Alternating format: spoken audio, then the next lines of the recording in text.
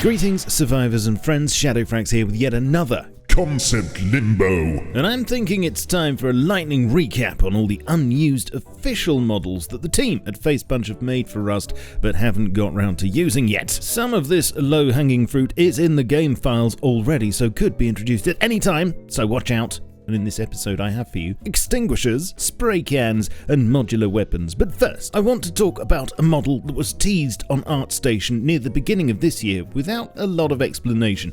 What a lovely robot doggy, and thanks for the nightmares about the imminent robot uprising Boston Dynamics were some of the reactions, but I don't think this is meant to be a dog, because it's actually called Caml. So what can we tell about him? Well, he's obviously meant to be mobile and looks like a player crafted item.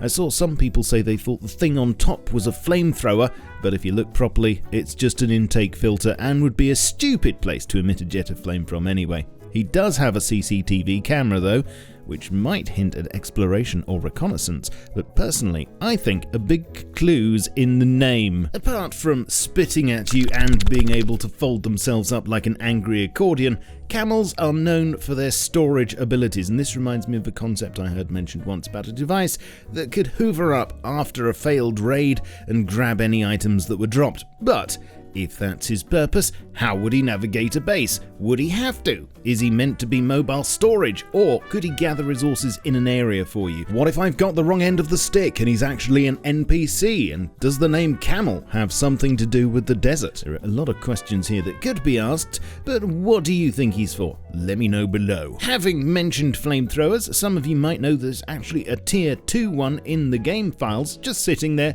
minding its own combustible business, and possibly linked there was also a CO2 fire extinguisher modeled a while before it that definitely seems to be a tool rather than just a prop. Could both of these be waiting for a future update, perhaps to finally make things actually catch fire, as has been threatened before? One thing you definitely don't want catching fire, you see I'm going to be doing a lot of these tentative links, is a large refinery or fractioning tower. Now, I've shown this before, but it's worth reminding people that it's still here, patiently waiting in the files. The original concept mentioned that it would be for creating up to 3 different types of fuel, and the fact that it's still in there after all this time might mean an expansion in this area in future.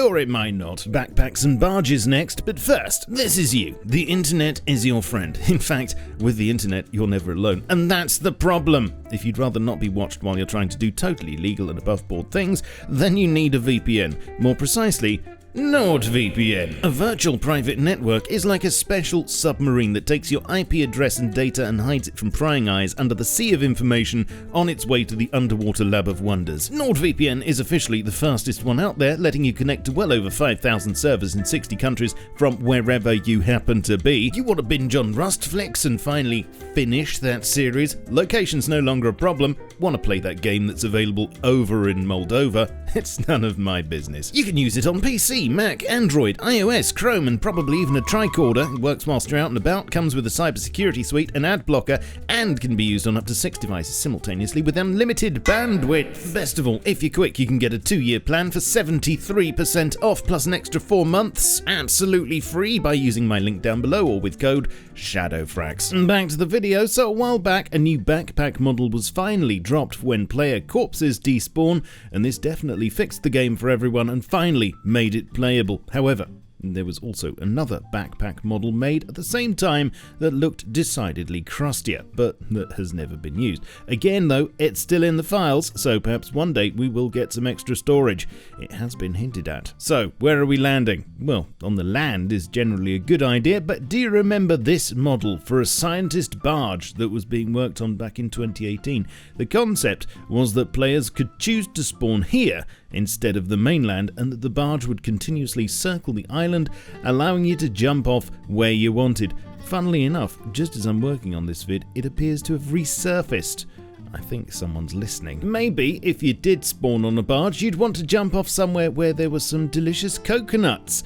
If Rust actually had coconuts, that is, although with Rust's palms now being proper coconut ones and a coconut model having been shown to us in 2019, we could possibly be going Coco Loco one day. Talking of which, who remembers rabbits? Because Just like the real thing, these little critters are a pain to get rid of and are still infesting the game files, along with their meat. Not only can they be spawned in an editor, but also supersized.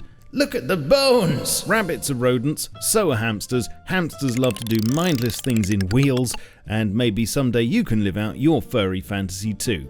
No, not that type. Remember a long time ago I showed you the water wheel and wall generator models that were meant to be an alternative means of generating power? These would sit on either side of a wall with the generator inside the wheel in a river, presumably, although it's also big enough for a clan member to run around on, so potentially this could be a way to keep lights on if all else fails, especially as it's still in the game files. What else might you find in a river? That's right, a rowboat, potentially. Odd name considering you never actually row one. We all know how you can never have enough boats though, so here's one more for you. Did you know there's a metal rowboat still in the files? Not functional, but presumably supposed to be a hencher version of what we have for some reason. It might save you if you were hit with a mortar though, and of course hailing all the way back from 2016, we still have the potential for this improvised mortar to be added. I'd like to think that perhaps you could fire a multitude of things from it, not just rockets. Maybe rocks, pumpkins, or the skulls of your friends/enemies. Okay, so we know how modular things are popular with Face Punch, modular cards, modular faces. Well, I get asked a lot about this particular image posted on Face Punch's Instagram back in 2019 as it seems to show a modular approach to shooty sticks. Just please don't read the comments if you wish to maintain your IQ score. A short while later, this was also shown, which could be a combination of parts, and there have been a number of other glimpses of things that could be related, such as this old scope from way back in the day, and that's still in the files, this bike seat stock from 2016 that was mentioned alongside a large capacity magazine that wasn't shown, and these two makeshift silencers made from cans and oil filters. On a similar note, there was this hacksaw thing that was never used but that's still kicking around, and a minigun from the beginning of 2020 which looked decidedly like something a heavy scientist would be carrying around but wasn't expanded upon any further. Poking around reveals a few more unused items, a new model for rad pills, not sure why this hasn't been hooked up yet, and a couple for some as yet unused components such as duct tape and bleach. Now there's a combo. Although, tell a lie, some have actually been recycled and used in the underwater lab crate visuals. There's this planter bottle, which I don't seem to be able to find being used anywhere. It was added originally in the spring of 2020 in connection with the farming update back then, but was never implemented. This is just a serving suggestion, by the way. You may remember there was talk at one point of being able to skin vehicles, and I'm not entirely sure if this is related, but there's a model and texture for a Spraycan tool in the file still. An animation was even shown to us back in the beginning of 2020, and quite mysteriously there are several colours of chalk. Maybe we're meant to be able to do graffiti at some point, or is there a hopscotch DLC in the works? Let me know what you think. This has been a lightning tour through Rust's unused assets, but as you can see there's plenty of potential here, and everything is, of course, subject to change. Question is, if you could pull one of these out of Concept Limbo and magically insert it into the game tomorrow, which would it be and why? Leave me a comment down below. Right, follow me on Twitch for weekly streamage, follow me on Twitter, Facebook, Discord, or my Steam group to stay in the loop on my content, and support the channel directly either through Patreon, like these fantastic chaps on the right, or grabbing yourself a subject to change mug or something. I shall catch you all soon, but in the meantime, keep calm and stay rusty. Cheerio.